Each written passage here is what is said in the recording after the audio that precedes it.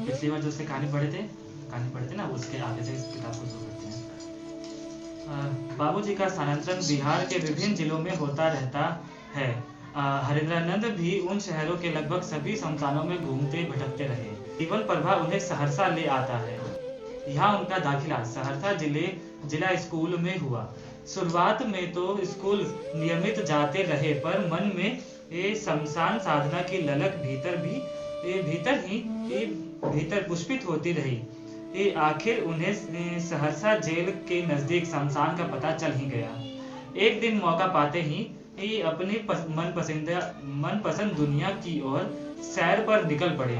शमशान के पास से ये रेलवे लाइन भी गुजरती है, किंतु अब वहां माँ तारा देवी का मंदिर एक अतिथि गृह बन गया है। छुक छुक करती ट्रेन आ जा रही थी। इंजन से निकलता हुआ धुआं शाम को गोधुली में अमेक हो रहा था।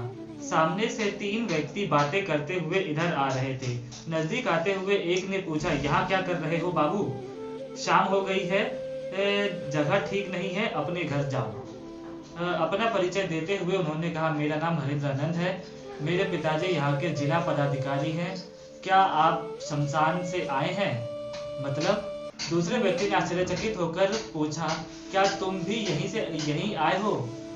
उनके होठों पर स्निग्ध मुस्कान की हल्की रेखा पसर गई। बोले, हाँ, मैं कुछ वर्षों से शमशान आता रहा हूँ। वैसे यह शहर और शमशान दोनों मेरे लिए नए हैं। थोड़ी ही दूर पर खुले हुए मैदान में मेरे पिताजी का सरकारी आवास है। आप लोग अगर मेरे डेरे पर आइए तो मेरे पिताजी से परिचय हो जाएगा। इनकी बात को बीच से ही रोकते हुए एक ने कहा कि कल शाम को आऊंगा। अच्छा, एक आदमी ने बोला कि शाम को आऊंगा। धीरे धीरे आपसी परिचय की परिधि बढ़ी। एक दिन तय हुआ कि गर्मी की छुट्टी में कहीं घूमने चला जाए। आपसी बातचीत के बाद निर्णय हुआ कि मुंगेर घूमा जाए। वैसे भी मुंगेर एक रमणीक स्थल माना जाता है। अपने सयाने शमशानी मित्रों के साथ हरिंद्रानंद मुंगेर पहुंच गए। गंगा के घाटों पर बैठे साधुओं अघोरियों से दिन में बातचीत होती और रात में धर्मशाला का आश्रय। जमालपुर पहाड़ियों की श्रृंखला से घिरा है। यही ऊपर एक काली माँ का मंदिर है, जहाँ रात्रि में कोई नहीं रहता। दिन में जमालपुरा रेलवे कॉलोनी एवं अन्य स्थान पर भ्रमण हुआ। हरिंद्र ने मध्य रात्रि में काली मंदिर जाने का निश्चय किया। साथ आए सहयात्री तैयार नहीं हुए। उन्होंने कहा कि आज तो चांदनी रात है। शमशान की साधना तो कृष्ण पक्ष की चतुर्दशी या अमावस्या को होती है। पहाड़ पर चढ़ने के लिए एक टेढ़ी मेढ़ी पगडंडी है, जिस पर दिन के उजाले में जाया जा सकता है।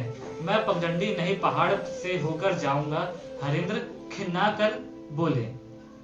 मित्रों ने जब मना कर दिया तो वह खुद ही जाने का मन बना लिया।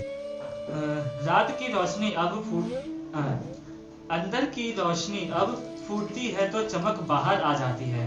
असीम तेज से दमकता हुआ मुखमंडल कई अथक बातों को कह गया। साधक की साधना के बीच दिन से रात तक फासला था। उसके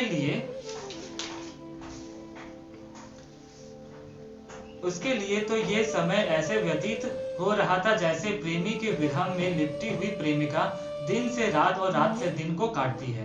अतः जैसे इंग्लिश चैनल को पार कर तैरकर की गई तैराक दूसरी छोर तक पहुंचाती है, उसी खुशी में प्रशांत महासागर की अंतलांत गहराइयों से भी गहरा होती है। ठीक वैसे ही रात ने जब अंधेरे का आंचल ओढ़ा, हरिंद्रानंद ने निश्चय दृढ़ होता गया। जैसे समय बीतता गया, दिन से रात होती गई। अब हरिंद्रानंद का निश्चय जो था वो बढ़ता गया कि अब हम रात में चलेंगे मंदिर पे। रात के सन्नाटे में पहाड़ के शिखर पर व्यवस्थित काली मंदिर का रास्ता कठिन था। दैत्याकार पेड़, बड़ी बड़ी शिलाएं और उस पर से एक खड़ी ढाल देखकर कच्ची उम्र का अनुभव भयभीत हो उठा। हालांकि डर ज्यादा देर ठहरा नहीं। चढ़ना कठिन था, पर इसके बावजूद साधना की इच्छा प्रबल थी। ये बातें साथ हो तो कठिन डगर भी आसान हो जाता है। यहाँ तो हरिंद्र का पाथ्य स्वयं साधना थी, अटूट संकल्प था, टूटा फूटा साम्राज्य था साधनाओं का। शुरू हुई चढ़ाई, चढ़ते चढ़ते हाथ की हथेली छिल गई, पांव थक गए, पर नहीं थका था मन। कठिन संघर्ष के उपरांत मंजिल तक पहुंचे। पर्वत पर चल रही मंद मंद पुरवैया ने शरीर को विश्रित को दूर कर दिया। मध्य रात्रि को मां काली के दर्शन किए। एक विशाल पत्थर का चुनाव कर लिया ताकि साधना की जा सके। ऊंचे पहाड़ पर स्थित यह मंदिर शाम से निर्जन हो जाता है। रात्रि के द्वितीय पहर में वहां फैली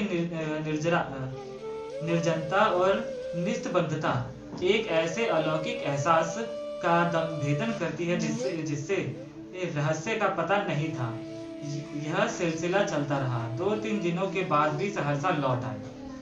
अध्ययन से अवकाश के क्षणों में सानिध्य लाभ के लिए अक्सर इलाकों के तांत्रिक अघोरियों को निकट जाया करते हैं।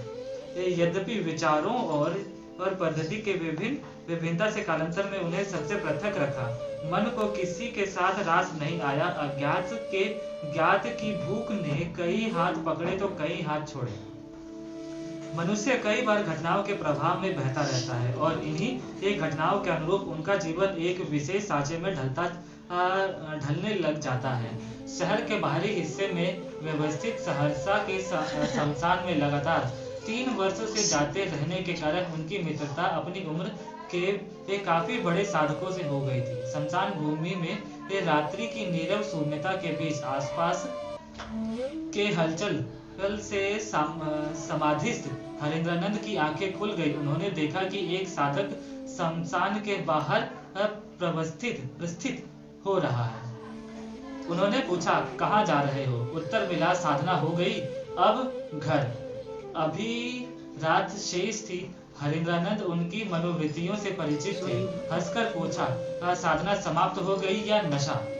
साधक ने लौटते हुए कहा, आप तो जानते ही हैं कि मैं बिना शराब के यहाँ नहीं आता। शराब और शमशान दोनों मेरे लिए एक दूसरे के पूरक हैं। जब तक नशे में रहता हूँ तब तक मौत और मृतकों की दुनिया का भय नहीं होता, पर जैसे ही नशे से बाहर आता हूँ, जीवन और मृत्यु के बीच का अंतर मुझे यहाँ ठहरने नहीं देता।